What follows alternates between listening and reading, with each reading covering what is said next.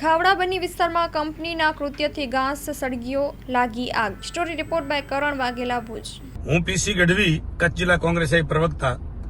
મારે આજે ખાસ આપને જણાવવું છે કે ખાવડા આરી પાર્કની અંદર એનટીપીસી નામની કંપની, જે કંપની શક્તિ બેટની બાજુમાં હજારો એકર જમીનમાં જે બેટો આવેલા છે, જે પશુઓ માટે ખાવડા વિસ્તારના બનીના પશુઓ જે ચરિયાણ માટે જાય છે, એ બેટને સળગાવવા, એ બેટની અંદર મોટું નુકસાન કરવું અને એવા પદાર્થો નાખી દેવા કે જેનાથી બેટના તમામ ઘાસ સળગી જાય, લાખો જીવ જંતુઓ અને પશુઓનો ઘાસચારો સળગી જાય, આવું એક કૃત્ય કર્યું છે।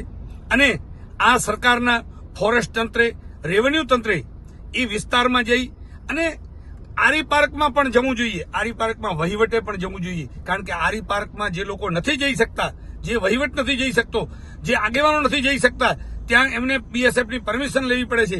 ત્યાં આવી કંપનીઓ રાત્રિના સમયે જે જંગલો બાળી અને ત્યાં સોલાર સ્થાપવા માટેની જે કાર્યવાહી કરી રહી છે, એને સરકારે રોકવી જોઈએ અને યુદ્ધના ધોરણે તાત્કાલિક આ વિસ્તારની સર્વે કરી અને ફોરેસ્ટ વિભાગે આવી કંપનીઓને દંડ કરવો જોઈએ।